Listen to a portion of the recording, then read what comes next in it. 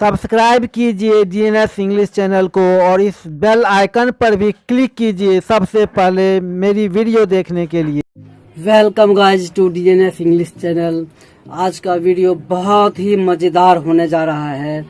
आप अपने इंग्लिश के बारे में जान सकते हैं कि आपकी जानकारी कितनी है। तो हम देर किस बात की है, तो अब हम शुरू करते हैं। फर्स्ट क्वेश्चन है, make a sentence that contains all the letters of English alphabet. आपको एक ऐसा सेंटेंस बनाना है इंग्लिश अल्फ़ाबेट के 26 लेटर इंक्लूड हो जाए। तो आप सोचो दोस्तों, नहीं तो मैं आपके साथ हूँ। वो सेंटेंस क्या बनेगा मैं बता रहा हूँ।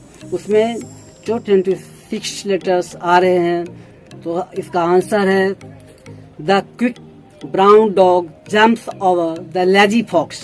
एक बार फिर से रिपीट करता हूँ इसका answer, the quick brown dog jumps over the lazy fox. अब सेकेंड हम कुछ पूछने जा रहे हैं आपको, बहुत ही इम्पोर्टेंट है आपके लिए। आपका इंग्लिश इम्प्रूवमेंट करेगा डे बाय डे, आपका बेटर इंग्लिश इम्प्रूवमेंट होगा। आप ध्यान से सुनिए, वीडियो को स्किप मत करिए, नहीं तो आप समझ नहीं पाएंगे। सेकेंड है, what is a speech at the beginning of the play called. Play means जो अब जैसे जानते हो कि Shakespeare is a play right है, बहुत बड़े ड्रामेटिस्ट हुए हैं।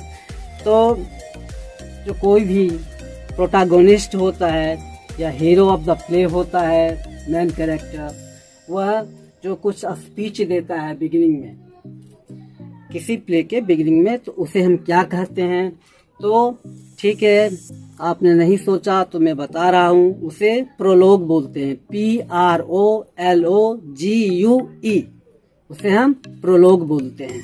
ठीक है, ऐसा जो स्पीच है, कोई भी प्रोटैगनिस्ट है, main character of the play और ड्रामा, तो बिगिनिंग में वो स्पीच देता है। ठीक है, तो उसे हम प्रोलोग बोलते हैं। ठीक है गाइज, अब नेक्स्ट क्वेश्चन है आपके सामने, from which language do these words come. Mango, jelly, mongoose, T, potato, mosquito, balcony, banana. Guys, हमने आपको पहले ही बताया है कि इंग्लिश जो लैंग्वेज है बहुत ही वास्ट लैंग्वेज है, काफ़ी मेमथ लैंग्वेज है। हम कह सकते हैं कि डे बाय डे इनकी जो वोकेबलरी है, लेक्सिकोग्राफी है, इंक्रीजमेंट होती जा रही है। तो कुछ न कुछ इनोवेशन हो रहा है। तो डिक्शनरी में जो काफ़ी ये वर्ड बढ़ते जा रहे हैं। आप हैरत अंगेज मत होना, जो इंग्लिश में अप टू 2 मिलियन वर्ड पहुंच चुके हैं। तो इंग्लिश जो भाषा है, Latin, French, German, Teutonic, Spanish, Italian इत्यादि लैंग्वेज से, कभी हिंदी, कभी संस्कृत आदि भाषाओं से, और इंडिया के जो रीजनल लैंग्वेज है जैसे मराठी है उनसे भी, और जैसे तमिल है उनसे भी बहुत सारे वर्ड, पर्शियन से, अरेबियन वर्ड से इंक्लूड काफ़ी आ चुके हैं और उसे काफ़ी अप्रूवल मिल चुका है। तो हम शुरू करते हैं। तो मैंगो शब्द अब जानकर हैरत अंगेज हो जाएंगे। जो मैंगो जो वर्ड है तमिल भाषा के मंगई शब्द से लिया गया है। तमिल भाषा के जो मंगई शब्द से लिया गया है। तो नेक्स्ट वर्ड है जेली। जेली अमेरिकन वर्ड है। इसका मतलब क्या होता है, तो जिसे हम खाते हैं काफ़ी स्वीट होता है, वह जेली होता है। जो एक तरह से स्वीट्स होता है जेली। तो थर्ड है मंगूज। मंगूज क्या होता है, इसका हिंदी में जो लेबला है, जो मंगूज शब्द ये मराठी लैंग्वेज से लिया गया है। मंगूज किससे लिया गया है, मराठी से। तो जो मराठी के जो मंगस शब्द से बना है। नेक्स्ट है टी। टी एंग्लो सेक्शन से लिया गया है। अंग्रेजी भाषा का गाइज अपना कुछ नहीं है। ये सारे जो एंग्लो सेक्शन हो, चाहे कैनेडियन वर्ड हो, अरेबियन वर्ड हो, हिंदी हो, संस्कृत हो, इटालियन हो, फ्रेंच हो, जर्मन हो, इन सभी शब्दों से मिलकर इनकी जो डिक्शनरी है बहुत ही बढ़ती जा रही है। तो टी एंग्लो सेक्शन से लिया गया है। और पोटैटो स्पेनिश वर्ड है, ठीक है गाइस। और मस्कीटो, मस्कीटो आप सोचो कि मस्कीटो भी स्पेनिश भाषा से लिया गया है, जो मस्कीटो मॉस्का से बना है। इसे हम जो स्पेनिश लैंग्वेज में मस्का बोलते हैं, इससे मस्कीटो शब्द बना है।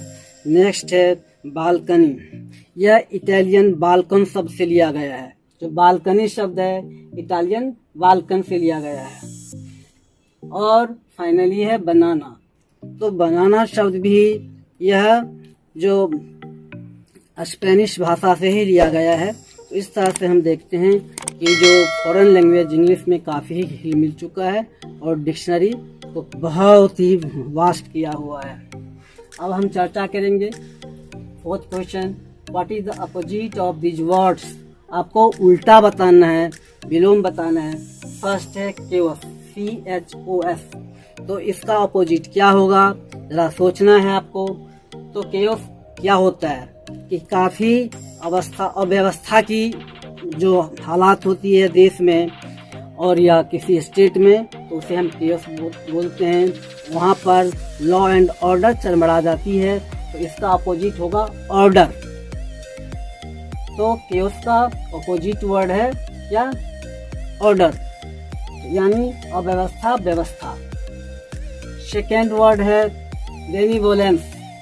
बेनिवोलेंस क्या होता है, तो उपकार करने की जो भावना होती है बेनिवोलेंस होता है। और बेनिवोलेंस की जगह हम मेलीवोलेंस कर देंगे, MELEVOLENCE, तो इसका अपोजिट बन जाएगा मेलीवोलेंस, जिसका मतलब होता है जिसके उपकार करने की भावना नहीं हो, काफ़ी हैट्रेड हो, जेलसी हो, अवोरेंस हो, डिटेस्टेशन हो। तो इस तरह की जो सिचुएशन है मेलीवोलेंस होता है। अब जो फाइनल है नेडियर, तो NADIR, नेडियर करेक्ट प्रोनाउंसिएशन है नेडियर। तो इसका अपोजिट वर्ड है जेनिस। तो जो नेडियर क्या होता है, तो लोएस्ट पॉइंट ऑफ एनीथिंग, बहुत ही जो नीची जो अवस्था है वह नेडियर है। जेनिथ होता है टू द एपेक्स पॉइंट, सबसे ऊंची जो जगह है, प्लेस हाइट है, चाहे किसी भी पोजीशन में हो, तो जेनिथ होता है। अब जो नेक्स्ट क्वेश्चन है guys, distinguish between tycoon and typhoon. थोड़ा यह जो माइंड बॉगलिंग है, लगता है कि काफ़ी आपको इसमें जो फोकस करना पड़ेगा। तो मैं बताता हूँ, a tycoon is a business magnate. जो बिजनेस मैग्नेट होता है उसे हम टाइकून बोलते हैं, TYCOON। नेक्स्ट है typhoon. A typhoon is a violent cyclonic storm, जो बहुत बड़ी आंधी तूफान जबरदस्त की होती है, तो उसे हम क्या बोलते हैं, उसे टाइफून बोलते हैं। अब जो नेक्स्ट क्वेश्चन है शायद समझ में आ गया होगा, व्हाट इज एन एक्रोनिम। तो एक्रोनिम क्या होता है, a word form by the first letters of A series of words is called acronym. Acronym क्या होता है, जो हर वर्ड का जो इनिशियल लेटर्स है उसे ले करके एक वर्ड मीनिंगफुल बना देते हैं, तो वह एक्रोनिम होता है। मैं एक एग्जांपल दे रहा हूँ आपको, जैसे सोनार है और एक कैपिटल में लिखा जाता है SONAR, तो साउंड नेविगेशन रेंज। उसी प्रकार रडार है, आप जानते हैं। इस तरह से बहुत सारे ऐसे वर्ड्स हैं जिसे आप जानेंगे। अब नेक्स्ट है guys, what is the difference between autobiography and biography. आपको जानना है autobiography, auto means self, bio means life, graphy means writing. तो life history of a person written by to self or himself or herself is called autobiography. जैसे आपने देखा कि महात्मा गांधी ने भी ऑटोबायोग्राफी लिखा है, पंडित जवाहरलाल नेहरू ने भी अपना ऑटोबायोग्राफी लिखा है।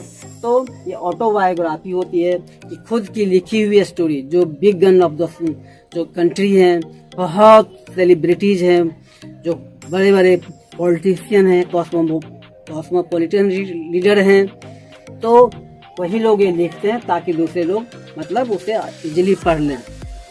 और नेक्स्ट है biography. Life history of a person written by another person is called biography, जिसे हम जीवनी कहते हैं। इसी जैसे हम सुभाष चंद्र बोस के बारे में हो, गांधी जी के बारे में हो, नेहरू जी के बारे में हो, उनकी हिस्ट्री हम संपूर्ण अगर हम जो वर्णन करते हैं तो वो बायोग्राफी होता है, किसी और के द्वारा वो लिखा जाता है। नेक्स्ट वर्ड है what is ambidextrous. Ambidextrous guys ये बहुत ही इम्पोर्टेंट वर्ड है। जो एम्बीडेक्स्ट्रस क्या होता है? जो एम्बीडेक्स्ट्रस होता है कि जो आप किसी भी हैंड से जो without any hesitation and trepidation आप इक्वल फंक्शन कर सकते हैं, इक्वल वर्क कर सकते हैं, चाहे राइटिंग का हो, चाहे प्लेइंग का हो या किसी चीज का हो, तो उसे हम एम्बीडेक्स्ट्रस बोलते हैं। A person who usage both the hands with equal ability is called ambidextrous. जो कुछ लोग एम्बीडेक्स्ट्रस होते हैं, राइट हैंड से भी लिखते हैं और लेफ्ट हैंड से भी लिखते हैं। कुछ क्रिकेटर्स एम्बीडेक्स्ट्रस रहे हैं, जो लेफ्ट हैंड से भी उन्होंने जो क्रिकेट उन्होंने खेली और राइट हैंड से भी। तो इस तरह से एम्बीडेक्स्ट्रस होता है कि जो दोनों हाथों से मतलब लाइक फंक्शन करता हो, कोई काम करता हो, तो वह एम्बीडेक्स्ट्रस होता है। नेक्स्ट वर्ड है गाइज, इसी में 8th क्वेश्चन का भी क्वच। ये क्वच शब्द वेल्श भाषा का शब्द है, वाल्स से लिया गया वेल्श भाषा का शब्द है, जो इंग्लिश मिक्स मैक्स है। अब हौच पौच हो गया है इंग्लिश, हर भाषा से ये वर्ड आ गया और इसकी डिक्शनरी बहुत ही समृद्ध हो चुकी है। तो क्वच का मतलब होता है स्पेशल हग। इस तरह से हम आलिंगन करते हैं, जैसे हस्बैंड वाइफ को करता है, लवर बिलव्ड को करता है, मदर बेबी को करती है। तो यह जो स्पेशल हग होता है उसे हम क्वच बोलते हैं। गाइस आपको आश्चर्य लगेगा कि CWTCH क्वच, इसमें एक भी वॉयल नहीं है। तो मेरे ख्याल से यह जो वर्ड है विदाउट वॉयल, यही वर्ड है जो यूज होता है। This is the word without vial.